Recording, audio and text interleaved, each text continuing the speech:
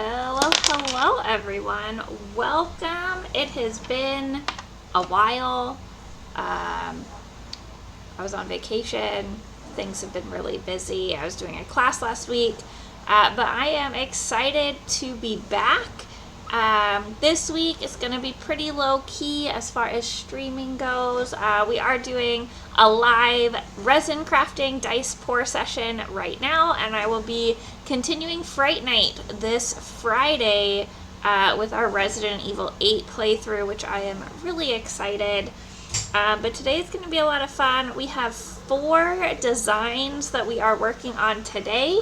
I posted a poll on Instagram to see what y'all wanted to see today, and these are the 4 that were selected. So we're going to be making some liquid luck dice today.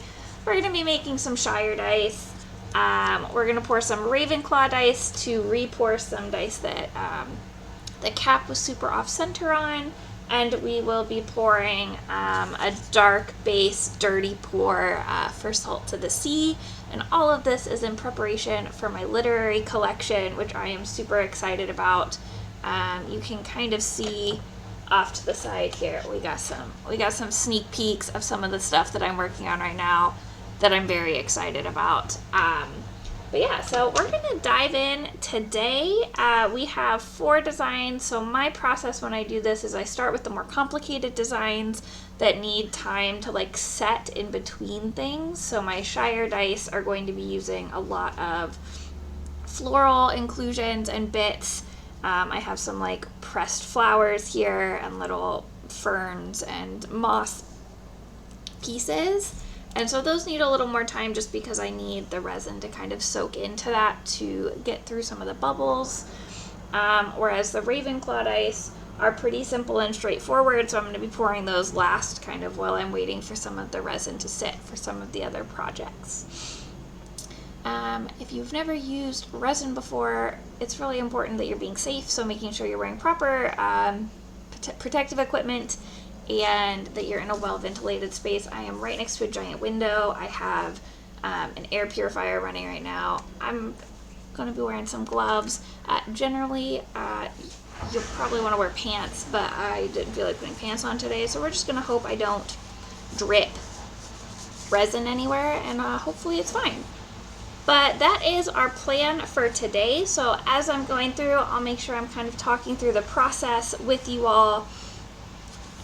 We'll be pouring the 4 sets, and then I have over here is a dump mold for a tic-tac-toe board that I'm working on. I have like a bookmark mold. For the Shire dice, I think I'm going to fill this little crystal gem mold that makes really cute little crystal pendant pieces. I think they're like fun little extras to include with some of the dice sets. So depending on like what I have excess resin for, I'll be filling some various excess molds that I use for things like giveaways, etc. But we're going to start. We got to mix up some resin, so I'm going to go ahead and get my resin situated and then put our cart back. So I am currently using the Pro Marine tabletop epoxy. I like this pretty well. I also tried out Paduo recently and really liked that as well. That one was really nice for like flowers and stuff because it was a little bit thinner. So I might pick up some more of that for more of my flower work, just because it worked really well with the thinner resin. So when I pour out resin, I usually mix enough for 2 sets at once. So I am starting here, I'm pouring out 40 of the part A, I'll pour out 40 of the part B, give that a good mix, and then kind of start portioning it off for some of the different dice sets that we're working on today. So yeah, this resin, it's an epoxy resin. It comes in 2 parts. You get a part A, which is the resin, you get a part B, which is the hardener, and then you have to mix them together really, really well. I like to mix it in this bigger batch and then portion it into smaller cups and mix it again, so that way I know that the resin that I'm putting into my molds is really, really mixed, because sometimes the sides and the bottom of the measuring cup don't get the best mixing in if you're not being super careful. So I just like to kind of try and prevent some of that being an issue when I'm making dice. So you kind of mix this for like 1 to 2 minutes. I usually mix it for about a minute one way, switch directions, make sure you're scraping the sides really well as you are mixing, and then kind of switching directions about halfway through.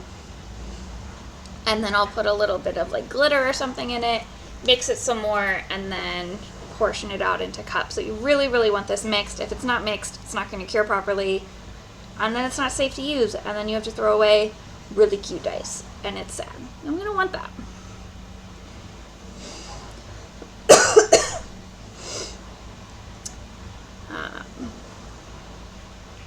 I'm really excited. I am almost finished with the literary collection. I have today's pour and then 2 more new pours, and then just kind of re-pouring everything that needs a die replaced, or if something like didn't cure properly, like re-pouring all of that. So I'm really close to being finished with pouring all the dice for the literary collection, which has been a lot of fun. So in my like general base resin, I usually put in some of this Slice of the Moon mica powder. I have had this since last June.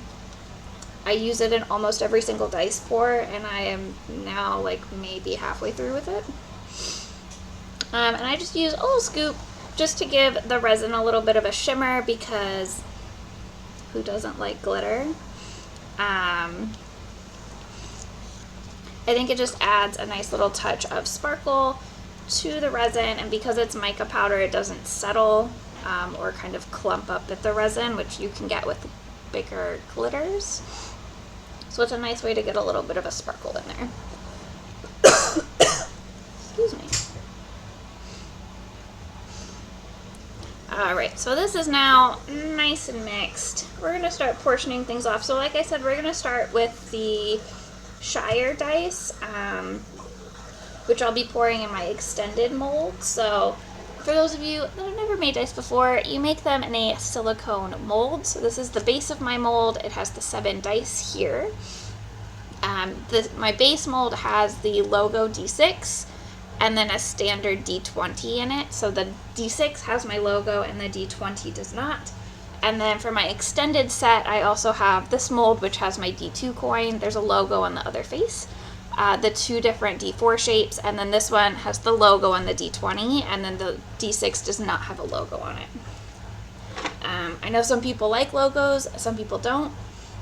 I prefer to have logos on the D6 than the D20, but I like to have options for my customers as I'm working on things.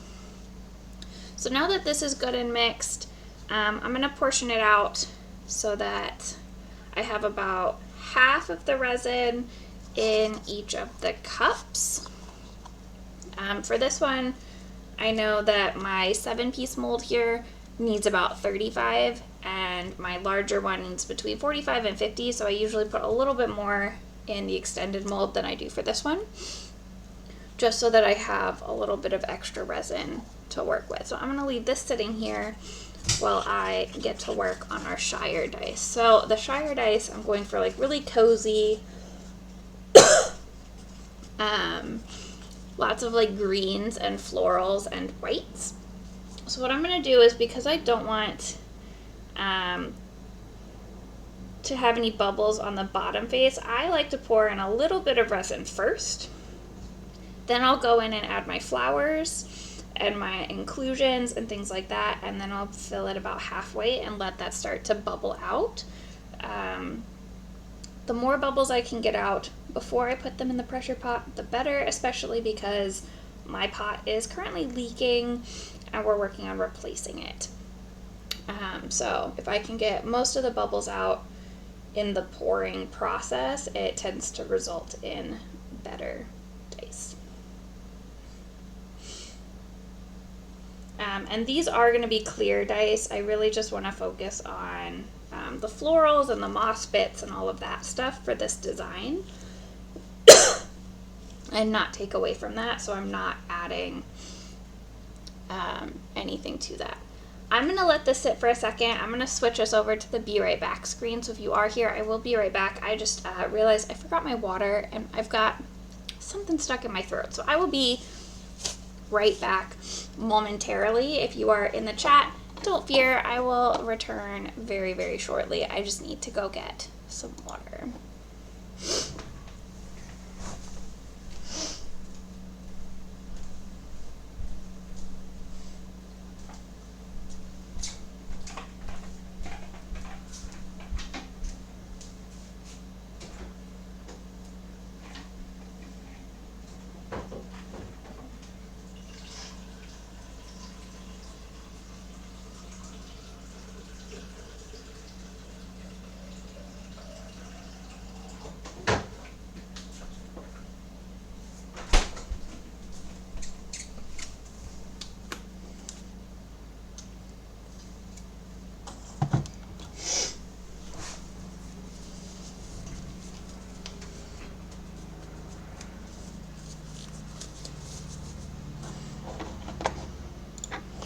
And just like that, we are back. I did kind of tear one of my gloves taking that off, so I didn't get it on my water bottle. So I'm just gonna grab a new one here, and then we will get started. So I'm gonna start here by placing some of our little floral bits into our molds. And there's not really a whole lot of rhyme or reason here.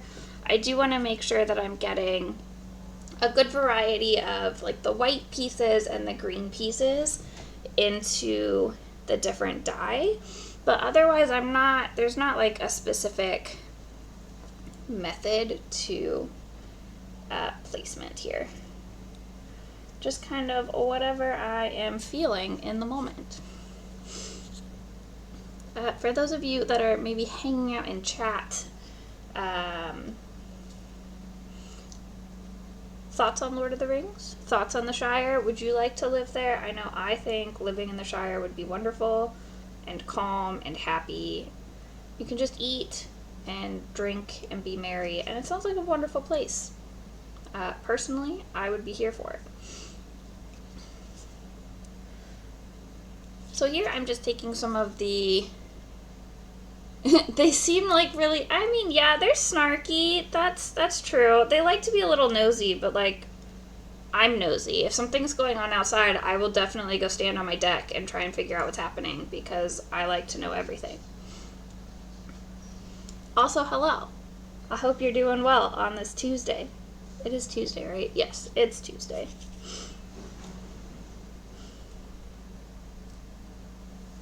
I forgot this one. Okay.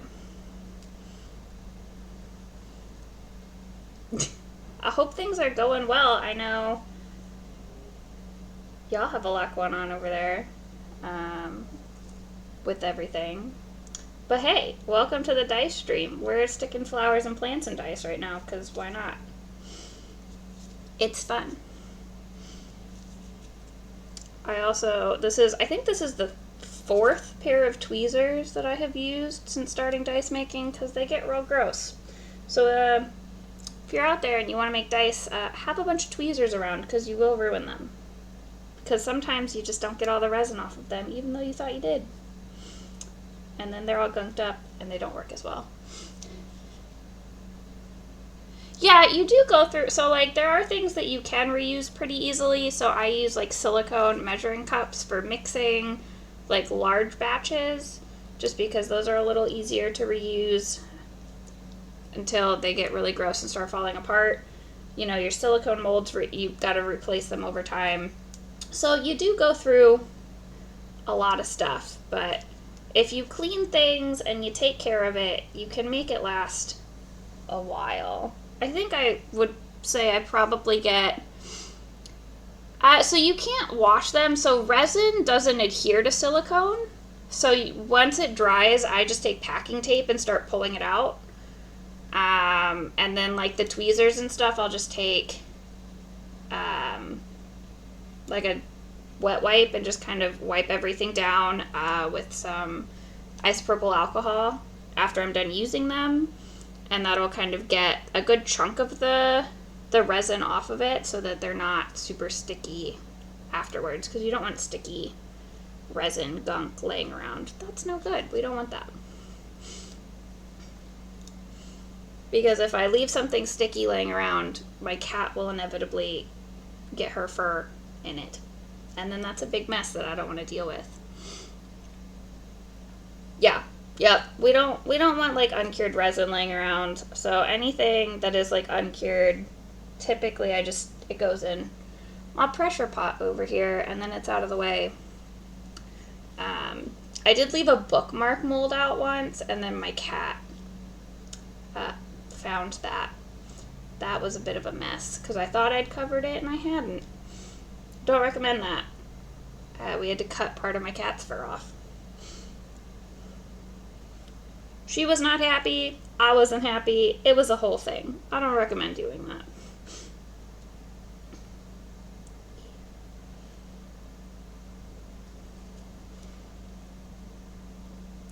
I think she was, well, so there's a window behind the desk, and she likes to climb across the desk to get to the window. And so she wasn't like messing with the bookmark mold or anything. Like, she typically like doesn't come out when I'm sitting at the desk, but she was trying to get to the window, and I thought I had covered the mold up and like put it away, and I hadn't. And so when she was trying to get to the window, she just kind of stuck her tail in some resin. Wasn't fun. Wasn't a good time. All right, we got some dice all floured up here. Good stuff. Good stuff. Let's see. The trick with flowers is figuring out the balance between too much and not enough, and sometimes it doesn't end well. But we're gonna see what happens here. So with the flowers, like I said, I typically like fill the molds 2/3 of the way through to give the resin time to like bubble up and soak into all the mossy, florally bits, to try and not have any bubbles trapped down in there, because bubbles are not our friends when we're making dice. Don't want them. Do not recommend.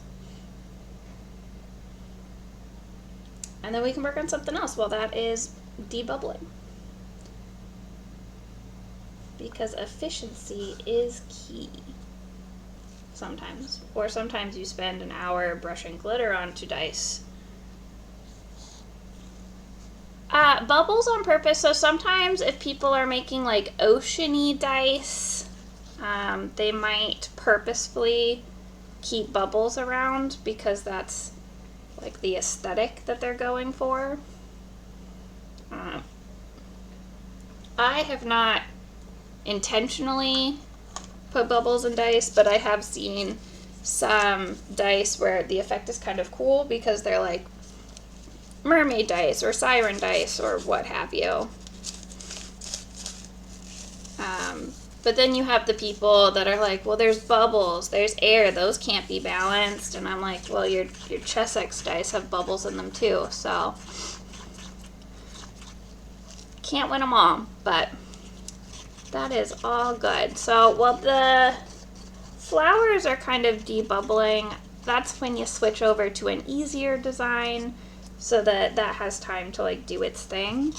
And so I'm just gonna quickly, I dumped a sheet of copper foil into this clear resin here. The sheets are really nice because they break up nice and thin, and they're really light, so they don't sink, which is nice, because then it doesn't all pool on the bottom of your mold and you don't have to worry about flipping them. And this is for a re-pour of some dice I made last week. The lid got bumped off of them, and so all of the numbers were off center and they look really terrible. So we're remaking those today, but those are really easy, because I'm just gonna fill the mold halfway, put some blue resin in there, or resin, this is ink, and then top them off. And then when you put the ink in partway through, and you don't mix it, it creates really interesting kind of like clouds and swirls rather than just being mixed into the resin and giving a uniform color, which is fun. It's what we want. So we're going to do that.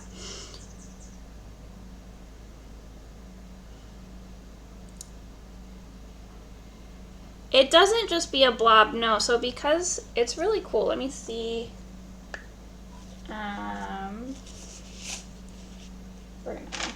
So I have a couple of different designs where I've done something similar. So this one here, I took ink on a toothpick. That is real not focused, but if you put ink on a toothpick and swirl it around, it creates just really interesting tendrils. Oh, here's the bigger one. So you can get like smoke effects in dice with a toothpick. And if you just kind of drop a blob of ink in and then pour the resin, the incoming resin causes it to kind of swirl and cloud around, which looks really cool. You can't really control it, obviously, but I have done this several times and I've gotten cool effects every time. So you just take the resin, pour it in. The trick with it is making sure you leave like half of the mold open, so that way when you pour, you can pour more resin in. You want the flow of that incoming resin to cause the ink to kind of disperse more. And it just creates a really cool kind of swirly, cloudy effect that looks cool in dice if done in different ways. And you can do that without clear resin too. You could do that with like a different color base and ink.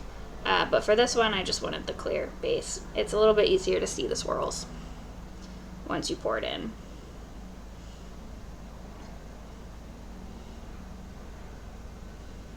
And it does look really intense at first because a lot of the ink pulls up at the top. But the ink does kind of start to settle because it's heavier than the resin, which is really fun. So here I'm just taking the lighter. We're going real fast just to try and kind of pop some of those initial surface bubbles. So that's fun. You can kind of see, we're going on an adventure. So you can kind of see in the D4, like the A or the D2, the coin, it is kind of swirled around a bit with the resin getting dumped in, and that's kind of what the inside of the other dice will look like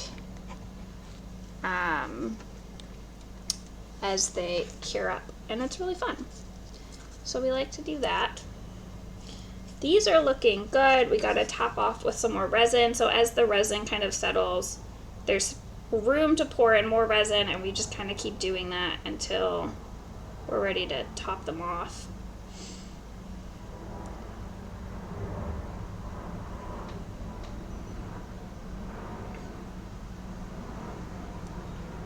And then we'll mix up some more resin and we'll do the one that I'm really excited about. We're going to play with some resin pastes today, which I have not fully mastered, but we're going to experiment with, and it should be plenty of fun.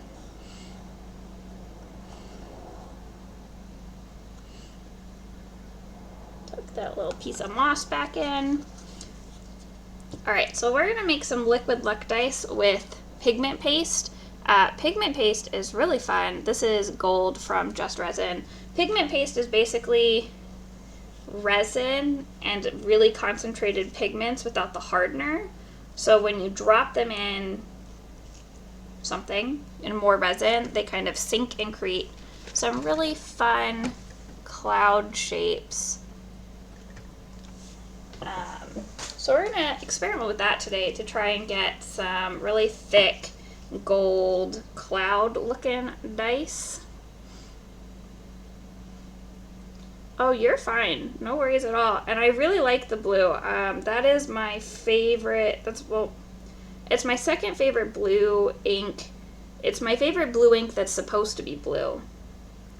Because I have a Pinata ink, it's called Rainforest Green, but it always turns into the color of the ocean when I use it. So it's not actually a green ink, but it's not supposed to be blue. It just, something about working with resin, the ink doesn't stay green.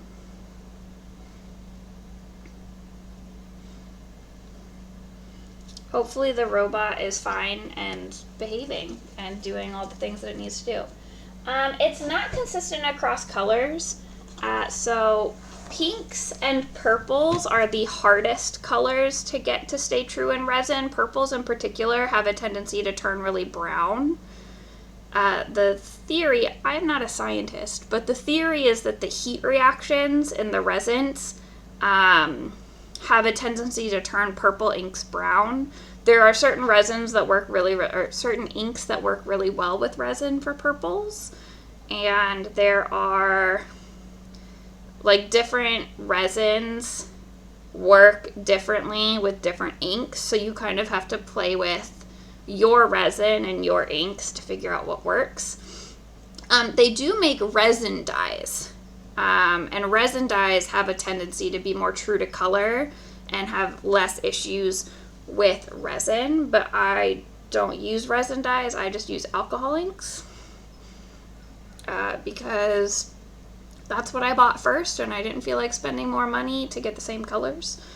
But I have picked up a couple of resin dyes, and I've also just found purples that work really well with the resins that I use.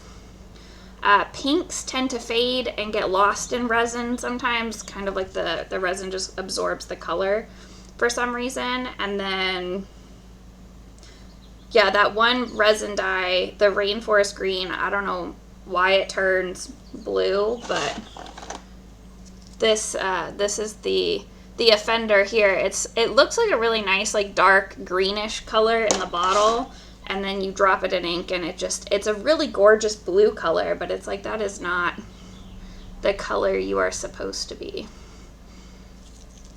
This, for example, was made with that Rainforest Green. It doesn't look like the same color at all, but it is, and it's fun, and it's beautiful. I had to go out and find like green inks that stayed green, because sometimes you actually want green and not a really pretty ocean blue color.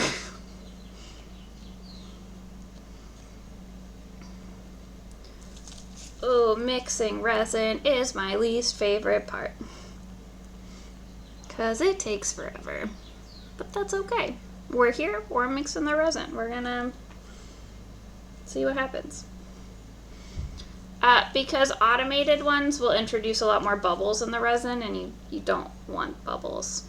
They do make resin mixers, but they tend to create a lot more bubbles, and I just try and have as few bubbles introduced into the resin as possible so that I have less to get out.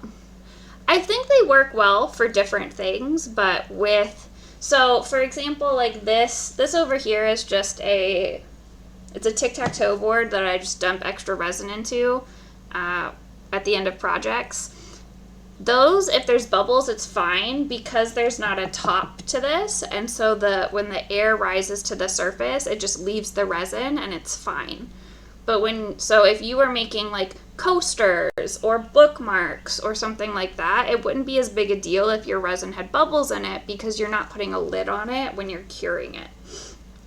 But because I use cap molds because I hate sprue molds and how much cleanup they are, when you have bubbles in there and they raise to the surface, there's not really anywhere for them to go, and so they're more likely to create a void in the dice that you then have to like patch. There's my folder. So I think it just depends on what you are using resin for, what you are crafting, the type of mold you're using. Like if I was making coasters and I was trying to like mix 200 milliliters of resin in one go, I would not want to stir that by hand. I think that's great. But for closed molds, it's generally a better idea to not introduce all those bubbles. And there are still bubbles, like this has, you probably can't see, but there's bubbles in here. It just happens, but if you mix slower and you are careful, oh, well, that's good. I'm glad you can see that. But if you mix slower and you're more careful, you just have less bubbles to deal with later on in the process, which is nice. All right, for this, oh, it's probably fine. And then, so with the resin pastes, I have found that you need to mix it with, maybe, I don't know. I don't know a lot about the automated mixing process just because I've never personally really looked into it, but I guess it is possible theoretically to have something that would have speeds that could potentially reduce the creation of bubbles. I don't know. I have never looked into it. Oh man, this is like my favorite thing. I have like 6 or 7. You're good. No, you're good. I think it's an interesting concept.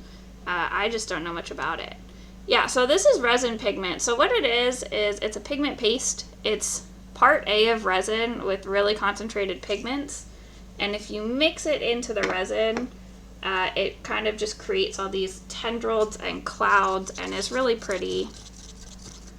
So we're gonna play with this because I haven't used this color yet and I want to because it's gorgeous. So because it's not, no one has told me to put it with extra B. They just said to mix it with your mixed resin. I guess there's not enough resin in the mixture to need to put extra hardener into it. Theoretically, it's really forgiving. And then I want these to just be like gold tinted. So we're gonna put some more gold sparkly stuff in it because why not? Mica powders last forever. Like I bought this also when I started making dice last summer and I've used half of it. It's crazy. You have to replace a lot of things often, but mica powder is not one of them. I don't think I have repurchased mica powder since I bought mica powders in June of last year. So that's nice. That's one thing you don't have to replace often, I guess, because you don't really need much of it. Okay. So with the pigment paste, what it is suggested and what looks really cool is similar to the ink where you fill it like halfway and you drop the ink in, is to fill it halfway and then start dropping the pigment powder paste mixture into the mold. And because the pigment paste is so much heavier, it will start to sink and create really cool clouds and tendrils, which is what we want. So we're gonna try and get some cool clouds and tendrils today.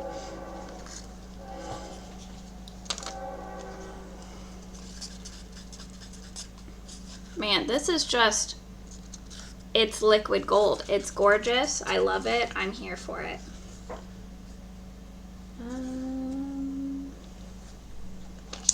We'll use a pipette for that. So it's not as messy. Because I make a mess, but I don't have to make a mess.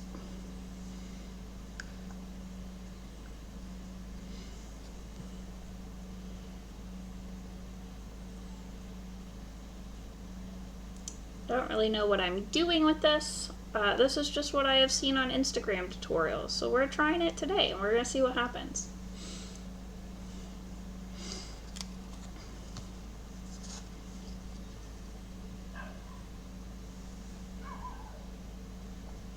So you drop it in, you let it sit for a bit, and then you top it off with your base resin color. And we're gonna do that and see how it looks.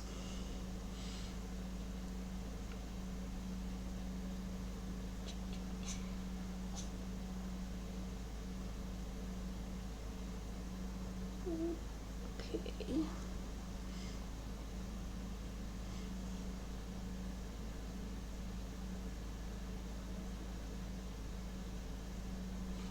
And hopefully it looks cool.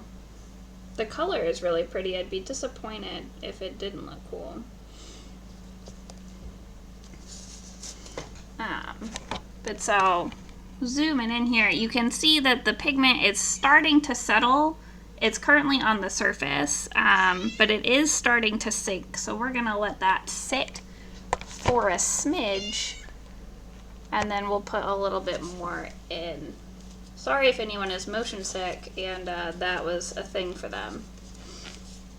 Yeah, so the pigment pastes, because the pigment is so concentrated, the pigment is heavy.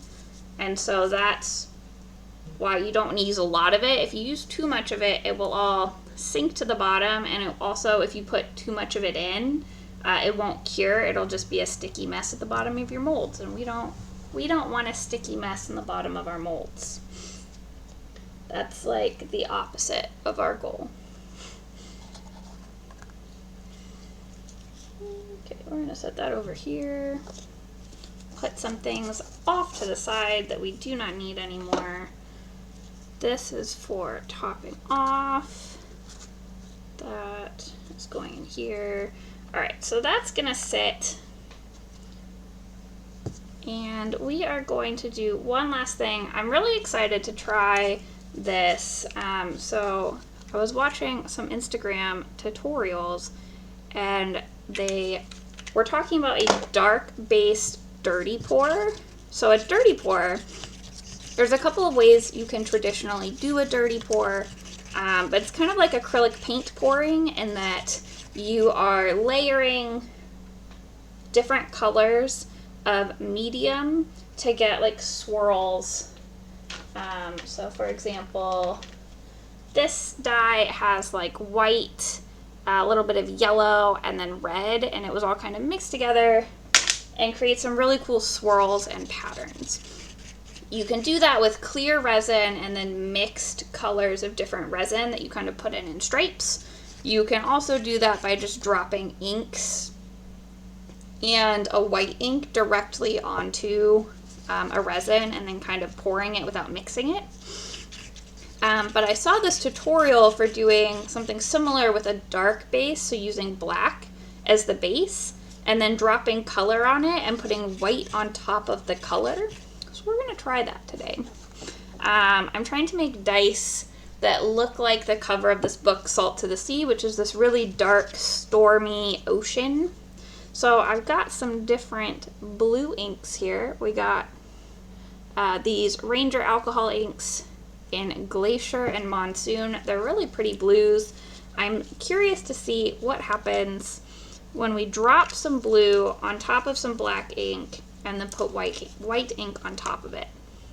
Theoretically, the white ink will make the color visible. We're gonna see. Oh yeah. So we've got our black resin, we got some blue inks in here, and the white on top makes the colors pop. And then we're just gonna kind of pour that into our last mold here. Oh, this is cool. I love Instagram tutorials when they work. It's so cool when people are like, this is a really cool way to do something. And I'm like, that looks neat. And then it works. 10 out of 10. Love when that happens.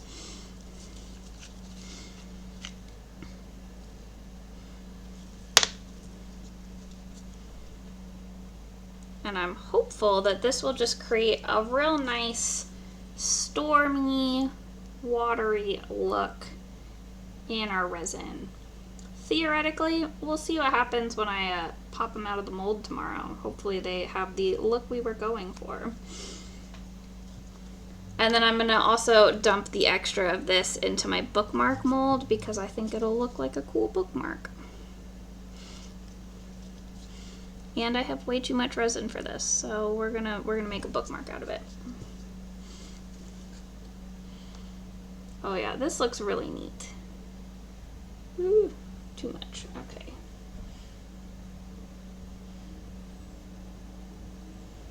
Once I get this dumped into the bookmark, I will pull the camera over this way so we can see kind of some of the patterning that happens in the resin when this happens. It's really cool. You can definitely see the different shades of blue, and the black is still popping out, which is really neat. So this was definitely a cool technique to try. Going on an adventure again. Ooh. So here you can see with the black resin, the blue is kind of popping out some, but you can really see it over here in the bookmark. It's got some really cool textures to it. So I'm really excited to see what the dice look like if that's what the bookmark already looks like and nothing has dried and settled yet. It's gonna be really cool. All right, so I may have lost the thumb on this glove. There it is. We found it. We're good. We're good. All right, so things are about done here. I am going to put a little more of the gold into our dice here and then top this one up, and then we get to put a lighter to everything to start popping the bubbles on the surface and get everything capped up for the pressure pot, which is really exciting. This is looking very cool. I'm very excited about the dice that are being made today. Hopefully they end up looking really neat and we'll have something really exciting to show in the future. I will be showing all of these off on Instagram. There's a link in the about section on the Twitch page if you want to check that out. Been posting a lot of dice. I've been making a lot of dice since I'm on summer vacation and I have a lot more time. It's been a lot of fun. I've been prepping for my 1-year shop anniversary update, which is literary themed. So all of the dice in this collection are based off of some of my favorite books and stories, and they've been a lot of fun to make. So yeah, today we are making some gorgeous dice. I'm really excited about the Lord of the Rings dice. I hope those turn out. Flowers always give me the hardest time still. I have not mastered them, but I think they look cool, so I continue to attempt to use them anyway.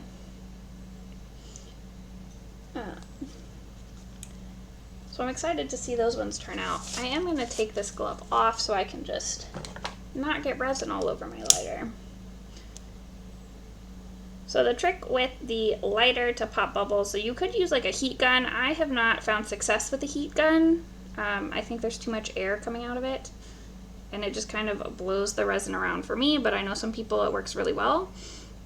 The trick with the lighter is to just not leave it over any part of the resin for too long. I have caught resin on fire before in the mold if there was just like a lot of ink on top. It wasn't great. I don't recommend doing it. It was kind of frightening, but it has happened. Also, if there's too much heat, the resin just kind of starts to fuse to the silicone and you wear your molds out faster, which we don't want because making molds suck. It didn't blacken. I don't know if that was just because the pigments were really dark, but the alcohol ink did catch fire. It smelled really bad. It was not great.